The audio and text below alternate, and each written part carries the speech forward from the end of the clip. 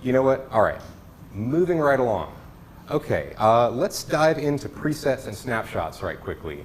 So the Moog One has an enormous amount of storage space, I think about 8 gigs of storage, and which is enough to hold maybe 10 or 20,000 presets.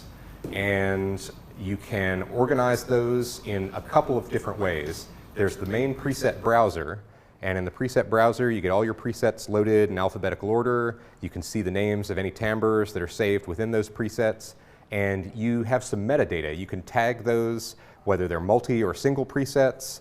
You can categorize them. You can have different moods and groups, and you can actually go in and edit your own tags, so you can create your own named categories, groups, and moods for your own sounds, which allows you to easily narrow down from the potentially thousands of presets that you can store on here to find just the ones that you're looking for at a given time, be it arpeggiator sounds or brass, leads, bass, etc.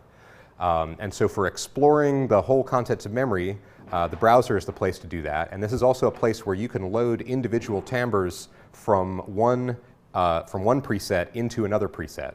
So you can mix and match your sounds and create new ensembles and layers and splits very easily. For live performance, there's a performance set section. And so over here on the panel, you've got 8 bank buttons and 8 preset buttons. So you've got instant access to 64 presets within a given performance set. And so a set is any collection of 64 presets that you personally want to put together. And on the LCD, using the More button next to the performance set section, you can see the contents of each set. This one is mostly blank. I just have a couple presets in there. But you can very easily see exactly what presets you have in each bank of your performance set. And you can have many, many performance sets. You can set up as many different ones as you have, like a different set for each project that you're working on, for each live set that you're doing. So you can easily create different sets of presets for instant recall and browse between those and get those set up for your live project. So it's very conveniently arranged for live performance. Now, when you are doing sound design, a lot of times you may want to save your progress as you go, or you may discover something really interesting and just want to put a little bookmark on it to go back to for later. And that's where the snapshot system comes in.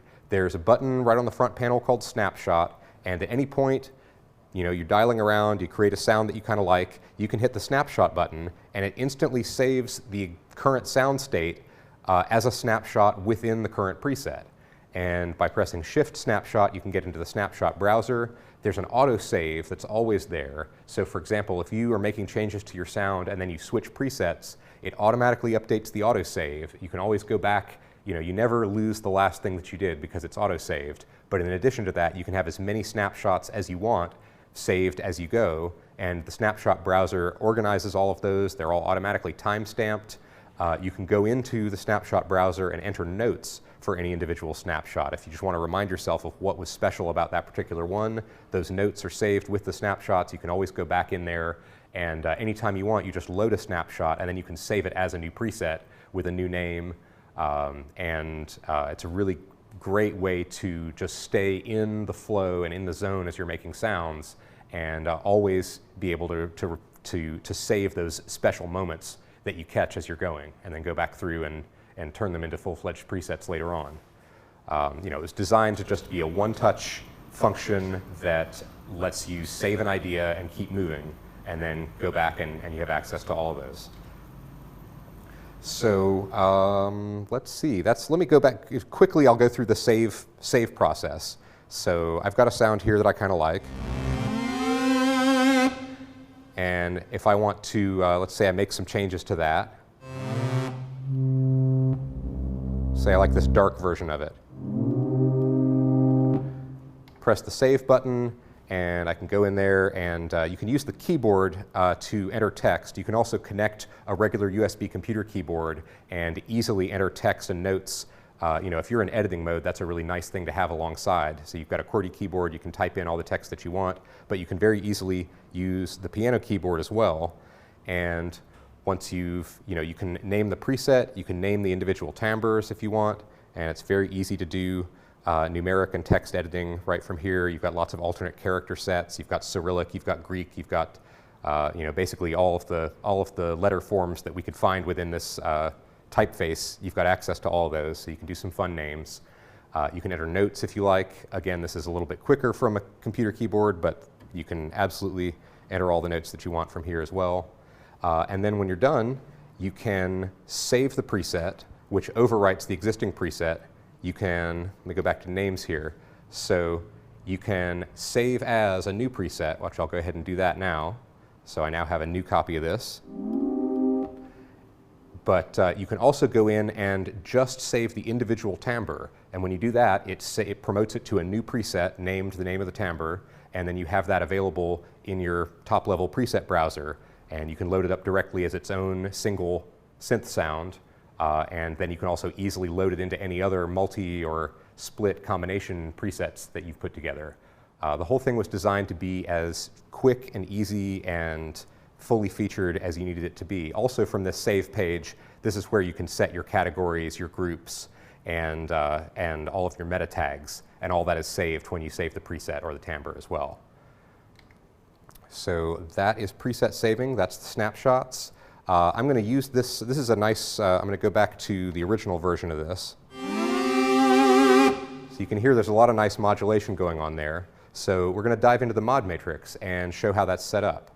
So here in the mod matrix, you can see you've got a whole column of all the modulations that are set up for this preset. You've got this nice overview of them. And you can see going left to right, you've got sources. You've got a controller if you want to attenuate the amount of that source by any of the controllers like aftertouch, velocity, pressure, pitch, mod wheel. All of those can be used to influence the amount of modulation that you have. So you've got a source, a controller, you've got a transform, which I'll talk about again in just a moment, and then of course you've got your list of destinations. And the destinations, of course, can be easily assigned using quick modulation assignment, and that's where you press say a destination button, takes you over to this page, you grab a parameter, and that sets the destination. That's a very quick and easy way to do source to destination mapping. Or if you're in here from within the mod matrix itself, it's very easy just to explore all the possible sources and destinations. Each modulation slot has 2 lines of editing. The top line is where you set your source and your destination in your controller, and then the bottom line is where you dial in the amounts. And of course on the destinations, there are over 80 destinations currently available in the mod matrix, and they're organized by module just to make it easy. So on the top line, you've got your common oscillator destinations like all oscillator pitch, all of these controls which modulate all the oscillators. You've got individually for oscillator 1, 2, and 3. I'll select oscillator 1, then go down here to the second line, and you can choose frequency, beat frequency, sawtooth, triangle shape, pulse width, and mix between the 2 parts of the oscillator, the pulse generator and the sawtooth or triangle generator. You got that destination for each of your oscillators. And again, surfing through here, you've got your noise generator, all the parameters within the noise generator, the mixer, all of the levels within the mixer, and the filter routing, VCA, filters, the filters collectively, the individual filters, each of the envelope generators, each of the LFOs. And so within each of those module categories, you can then access each of the destinations, which is basically all of the front panel accessible parameters, and a few of the additional parameters are also there on the modulation list. So for example, if you have an LFO that's modulating something, like right here we've got, let me reload the preset because I've been dawdling around a little bit. So I've just got a simple vibrato on the mod wheel, but if I want to, I can attach aftertouch to that as a controller. And so if I do that, then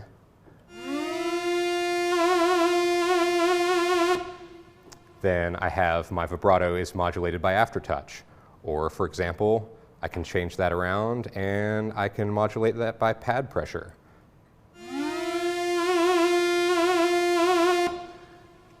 And another nice thing about the mod matrix is you can disable individual modulations and you can toggle whether they're enabled on or off. So if you're working with a sound and you just want to clear up some modulation clutter, listen to one modulation by itself or take a modulation out, you can very easily do that by disabling that modulation. So I'm going to disable that vibrato. Oh, I still have it controlled by pad pressure. Let me take that off. So.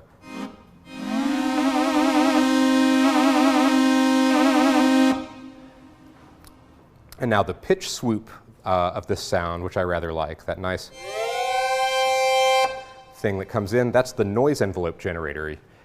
Even though it doesn't have a dedicated destination button on the panel, the noise envelope is available as a mod source. So I've got the noise EG selected with a negative amount, and that's controlling just oscillator 2 frequency. So without oscillator 2, you have this nice simple sound. Add that in.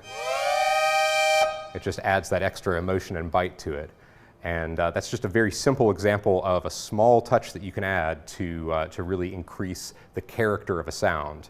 And so this particular preset has 5 modulations. Another thing that's happening with those sounds is that we have the modulation EG is controlling oscillator 2 level. So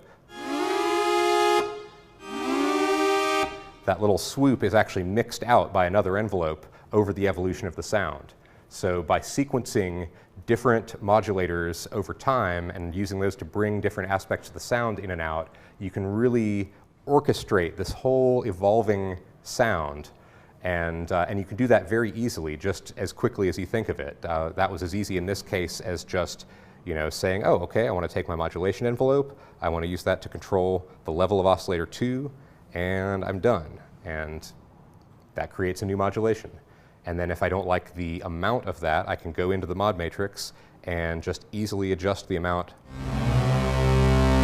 while I'm playing.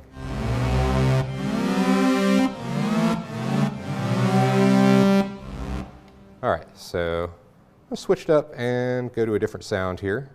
I don't have a playlist of sounds ready to go, so I'm just going to play around and see what we have here. Let's see what this sounds like. Wow, that's intense.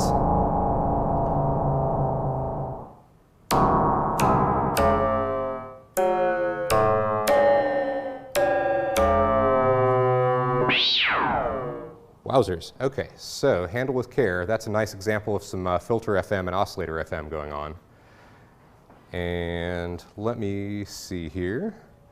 Okay, let's talk about the effects section right quickly, because we've talked a lot about the effects, but we haven't given a whole lot of demos of those. So I am going to, let's see, I'll bring up a fun sequence sound here. This is a really nice example of percussion synthesis that we've been waiting to show off. So this is using 3 layers of sequencing. There are 3 layers of sound here. So we have basically a kick, a hat, and a snare, and each of those has its own sequence. We'll jump into the sequence editor right quickly, and the panel focus buttons, as I mentioned earlier, they switch the whole UI between focusing on one layer or another of the 3 timbres here. And so I'm now looking at the step edit page, which is the graphical editing UI for the sequencer. And as I switch the panel focus, each of the different sequences comes into view. So we've got a 16-step sequence with some kicks, some hats, and some snares. Select all of the synths and hit play, and you get something that sounds like this.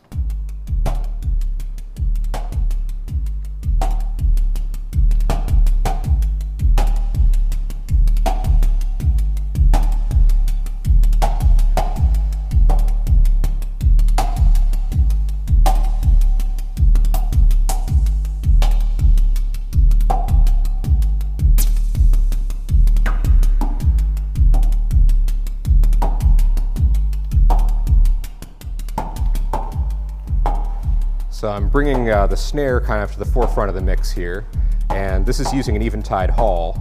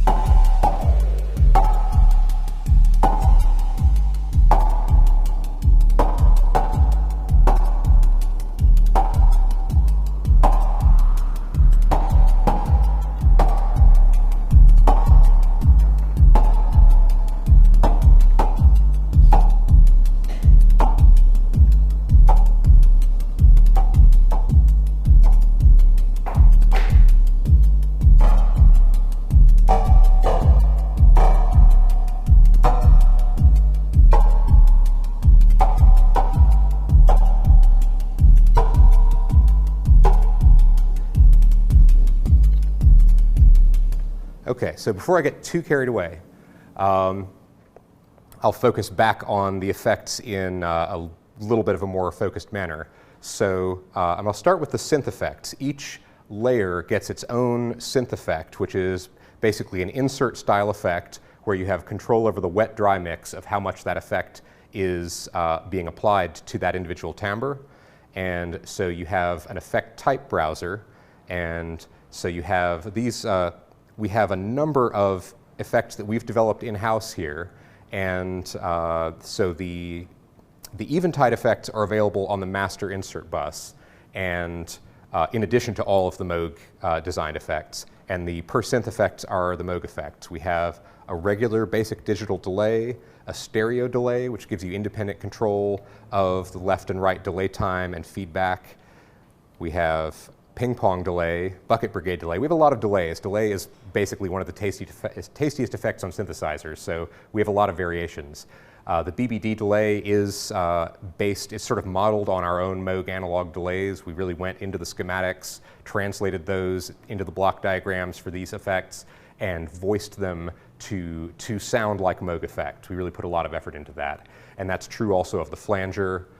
We have a number of chorus effects. We've got a single chorus, dual chorus, and an ensemble triple chorus effect, which all of these effects have their own parameters page. So you have access to the individual parameters, time, rate, depth, tone, and sync. So most of the effects can be synchronized to the master clock as well. Anything that really has a time-based parameter, be it an LFO or a delay time, those can either be free running and set using time units like milliseconds, or they can be synchronized in beats, and they will follow the timing of the master clock. The sequencers and arpeggiators also can be free running or clock synced, and all of that can be set up per layer. So going down through the tour of the effect, we also have a 6-stage phaser and a 12-stage phaser. Again, the 12-stage phaser is, it's modeled after our own analog effects. And then there are some sort of combination effects to get more things happening within one effect slot.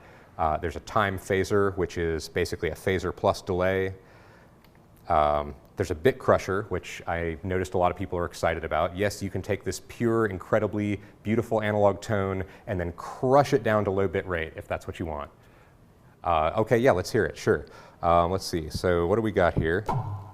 That is not exactly the best sound for bit crushing, although it might be interesting. You know what, I'm just gonna go back and do it, and then we'll see what happens.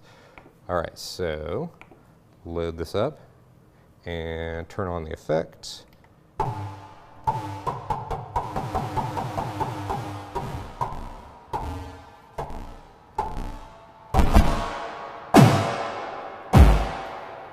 Yeah, it can get pretty gnarly. Now, if I was to make that into a tonal sound, let's see what happens if I do that. Not sure what's going to happen here, so. All right.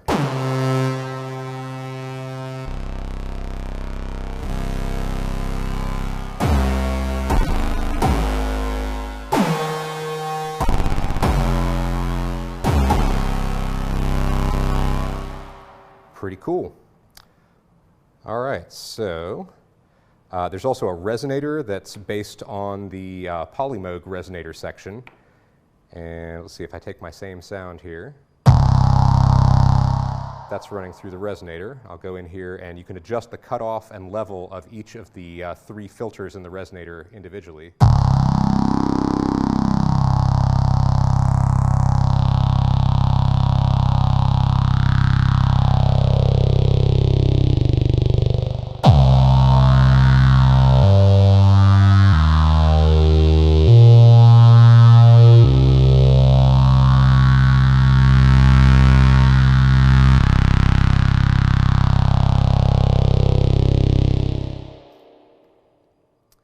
And I'm not set up to demonstrate the vocoder, but yes, there are a couple of different models of vocoder in here. There's a combi jack, there's an XLR microphone input with a mic preamp right on the back of the unit, and that uses, it's digital implementation of vocoding, but it does use all of the analog voices as your source signal, and then it uses the harmonics of your voice or of whatever audio signal. You can also use a line input, you can use a drum machine as the vocoder input and get some really amazing percussive effects. All kinds of cool vocoder tricks you can do. you know, all taking the analog sound of the instrument as the core material to be modulated by that vocoder.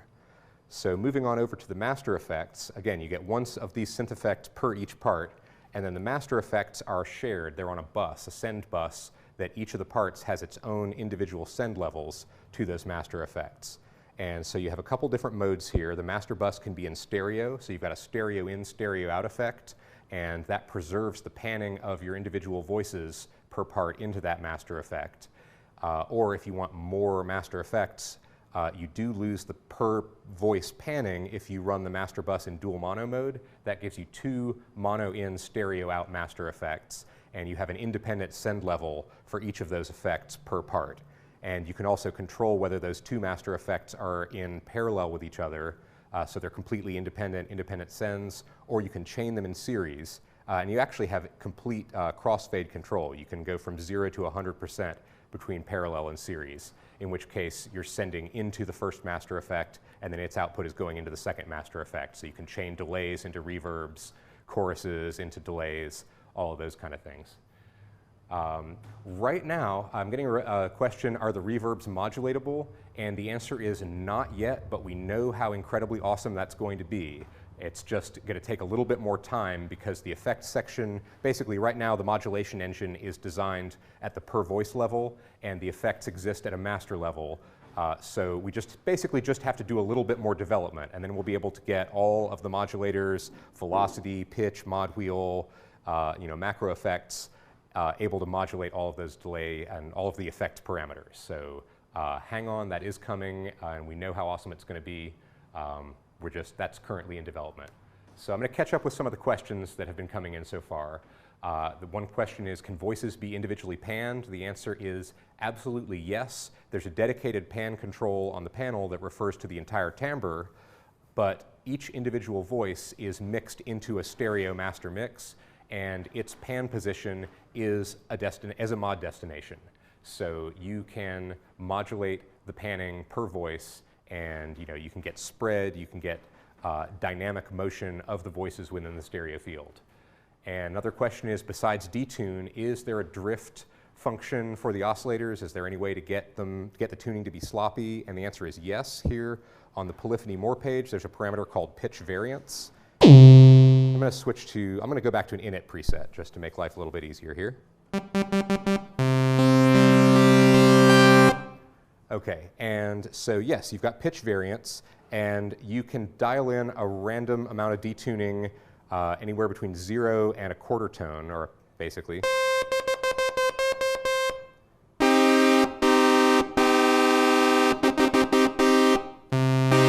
So you can have perfect tuning, you can have slightly imperfect tuning, you can have wonky tuning.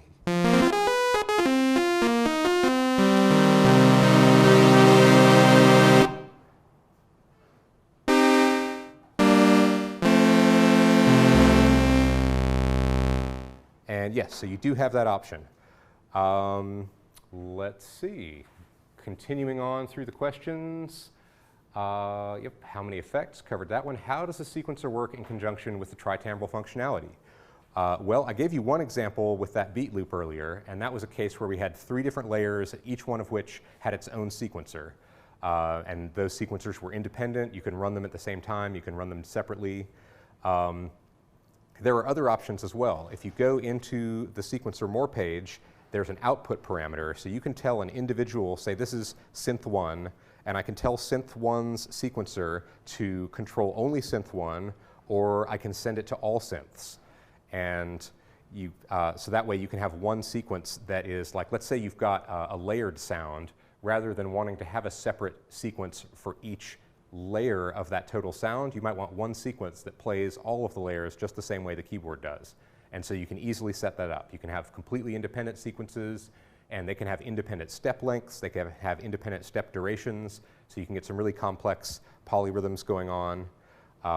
At the risk of failure, I'm going to go ahead and try to set that up right quickly with a simple sound. So first of all, I'm going to go to the browser, and I'm going to take this init sound, and let me see here. Okay, I'm going to copy that to synth 2 and to synth 3. So I'm selecting a synth, and then I'm choosing this Load Timbre to Synth button. And so now I have a sound that has, all right, here's synth 1, here's synth 2, and here's synth 3.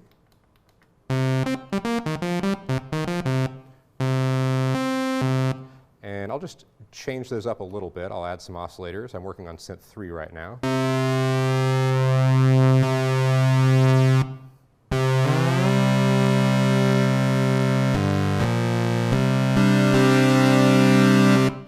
All right, and now I'll go over to synth 2 and get just like a little narrow pulse wave sound going. Okay. All right. Make this sort of a mellow triangle sound.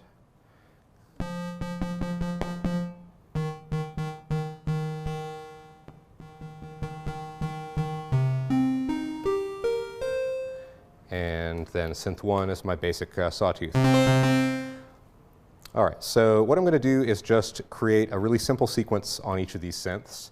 And if you go over to the step edit page, you can see your sequence data as you enter it in. So let's see. That's a little 8-step sequence on synth 1. And I'm going to leave that there.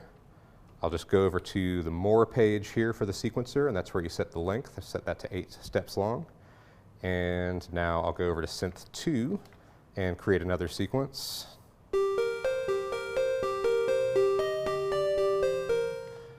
All right, and that's apparently 26 steps long, and that's on purpose. I'm going to go ahead and let these be different lengths and let them cycle against each other, and just see what happens.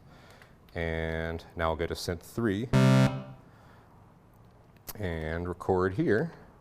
Actually, I may not have rewound the count on sequence 2. We'll see. That may be in a weird place. I may have to redo that one. But that's okay. It's all very easy to punch in, punch out, add notes, remove notes.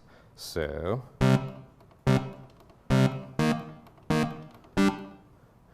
okay.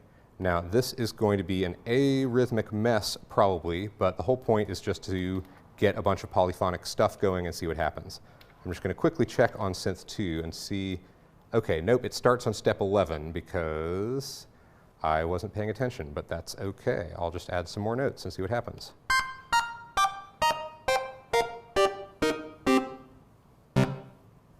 All right, so I'm going to rewind the sequence, get all these synths in focus, turn them all on, let it rip, see what happens, adjust some levels in real time.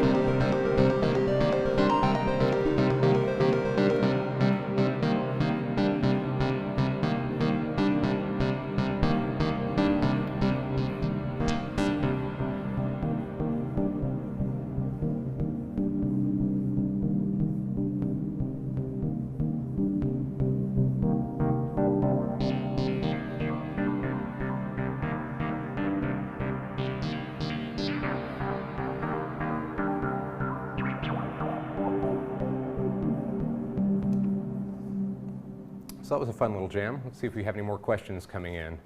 Yeah, so I was doing a bunch of stuff there, mostly tweaking filters, amplifier envelopes, and effects levels. So I got a little murky there at the end as I was running everything through shimmer and turning down the dry levels, so you were hearing mostly wet signal.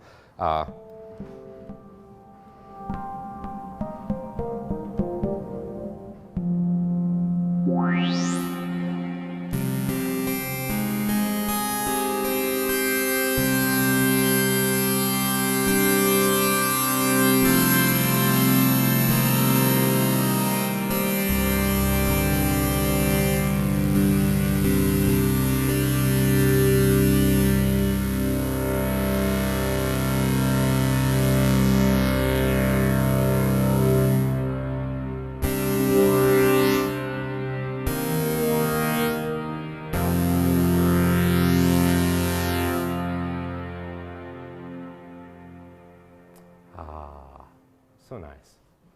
Okay, is there parameter modulation for the sequencer? Yes, I forgot to mention that. There absolutely is.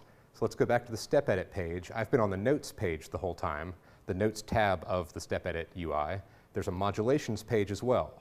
And you get a lane of modulations. Basically, you get a value per step for at least 20 parameters per sequence. I think it's kind of like the mod slots. I think there's about 60 modulations per preset. And that's done very easily as well. I'm going to go ahead and take the same sequence that I have on synth 3 here. And if I press the step mod button, then any parameter that I tweak while the sequence is recording or playing will be recorded to the steps. So let's see.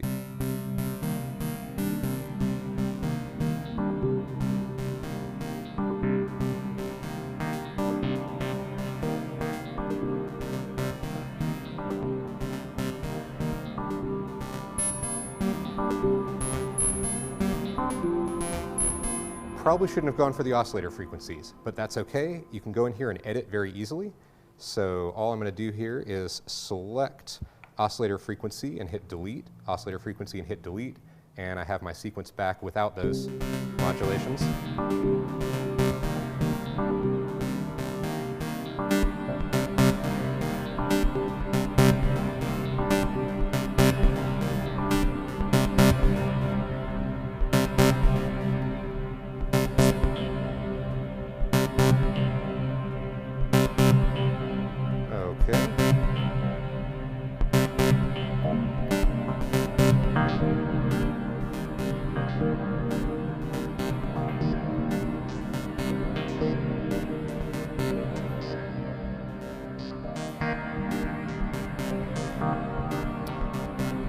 Now another thing that you can do is you can attach controllers like mod wheel to each of those lanes of per step modulation in the sequence. So for example, I like that state variable filter cutoff tweak, but it's a little extreme. I can go down here to the bottom of the page and say mod wheel controls that at amount of 100%. So now I should have no per step modulation with the mod wheel down, and I should be able to bring that in as I bring up the mod wheel. Oh, there's still ladder filter cutoff here. Hang on a second.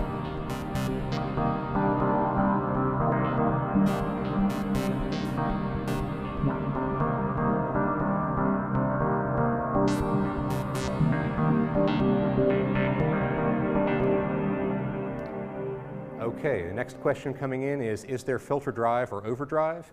And the answer is there's not a dedicated parameter for overdrive like there is on the Fatty series of synthesizers, but the gain staging of the instrument is such that you can control the how hard you're hitting the filters from the mixer section. So you can, you can get a very clean sound, or you can get a more upfront and driven sound entirely depending on how you gain stage the instrument. And you've got VCA level, you've got output level, you've got mixer level, you've got filter mix, you've got a lot of controls that let you get the signal, hotter or cleaner at different stages of the process. And let's see, another function where we'd like to hear unison detune. Yes, we can absolutely do that. I've got a sound here called freaking enormous, and it's freaking enormous. And it sounds a little something like this. I think I have my levels set okay. Let's see.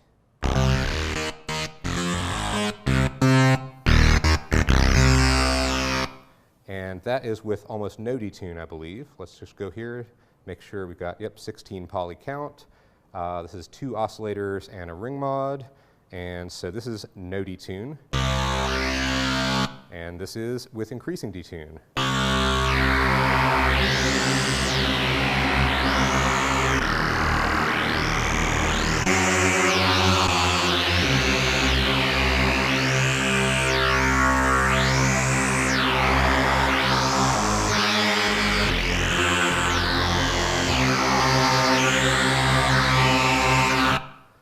And so this is unison but not mono, so you can actually play chords in unison as well. It's a polyphonic unison.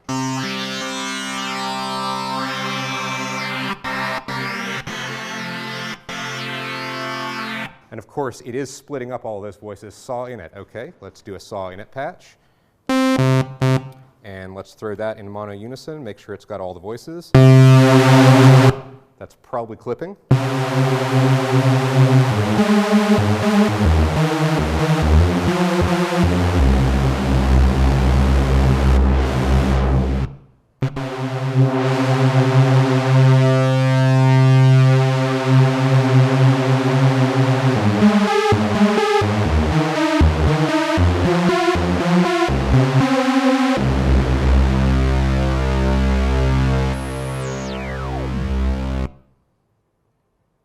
Unison. All right, does it have stereo filters is a question that's coming in. The answer is no, the filters are a part of the voice itself, and each voice is a mono instrument. The voices are mixed into a stereo field, but the filters themselves, now again, you can get a stereo filter effect by using layers. You can have one layer that is your left channel if you're using, this is one of the advantages of multitembrality. You can create a stereo sound, you can create stereo voices by using 2 layers, panning one left, panning one right, and manipulating the filters that way. And you can do that by, if you have both of those synths in focus, then your filter knobs are going to affect both of those filters, but of course the panning is set up per part. So you can absolutely use this to create a 2-layered, fully stereoized sound with, stereo filter action. However you want to do it. You can put the SVF on one side, the ladder on one side. You can create a dual filter sound that's stereofied between 2 layers and have separate filter motion on each side. You have a lot of options, but with the combination of multitembrality and panning per voice. Let's see. I think I might be caught up on that. Wait. Yes, I think I'm. Oh, nope. There's one more question that I haven't addressed yet that's come in, which is asking about pedals and the CV inputs. So there are multiple CV inputs and then multiple pedal inputs as well. One pedal is labeled expression 1, expression 2, one is labeled sustain. So you can use a regular switch style sustain pedal, and you do get sustain pedal functionality there. And you can also use a continuously variable CV or a continuous expression pedal into any of those inputs. All of the CV inputs and all of the expression inputs are sources into the mod matrix. So if the question is, can I modulate X parameter with a CV input or with a pedal, any modulation destination can be CV modulated. All you have to do is set it up in the mod matrix, choose that CV input as your source, choose that parameter as your destination, dial in the amount. You can add controllers. One thing I did actually, this reminds me, I said I was going to talk about transforms. That's basically something that we've added to the mod matrix to allow you to massage the shape or the behavior of a modulation. This is a list that we're planning on expanding as we go forward, but right now you can create set limits like a floor or ceiling threshold for your modulation. You can curve it with a squared or cubed shape, and these things allow you to sort of massage and manipulate the shape of a modulation, be it a velocity response, be it how quickly the mod wheel kicks in, all those things. So you really have a lot of fine control, and that would apply to the CV inputs as well. And we have a question, does this instrument have poly aftertouch, or maybe does it respond to poly aftertouch? The keyboard itself, it's Fatar TP8S, I believe. It is a super swanky and nice keybed, but that comes with a mono channel aftertouch. We do fully intend to support poly aftertouch over MIDI, since the hardware itself is mono aftertouch. The voices certainly ought to be able to respond to poly aftertouch, and that is in the plans. All right, so let me see. What haven't I covered? What do we have time for? Could probably just play some more sounds here. That's a thing I can do. Also, feel free to keep asking questions.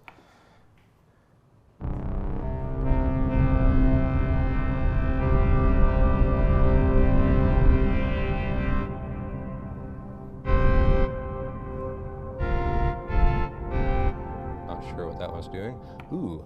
Let's see, this probably needs some work right now. At one point, this was a nice Beltram-esque Hoover sound.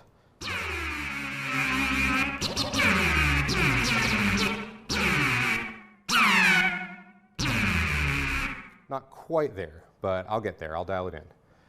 All right, let's see.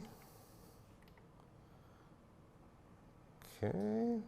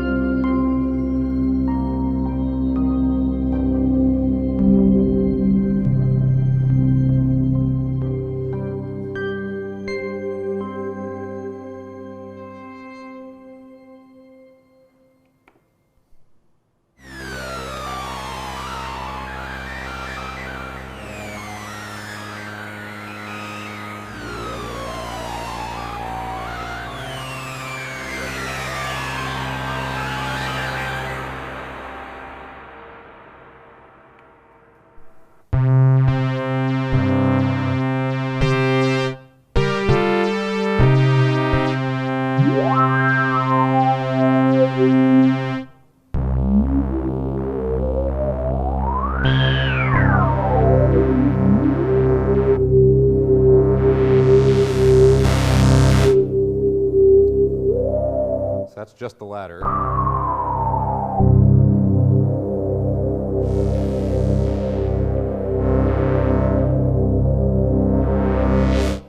That's the SVF. And this preset is sending different oscillators to different filters, so you're really able to sculpt the harmonics of one sound source separate from another.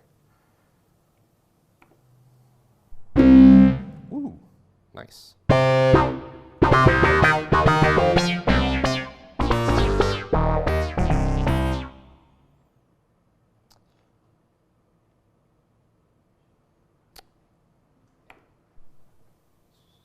All right, I think we're about out of time, so thank you very much for hanging with me, listening to some sounds, checking out some deeper features, and we're going to keep doing this. We're going to bring in other sound designers to show off their creations. I'll probably be back again to show some more. Thank you very much, and goodbye.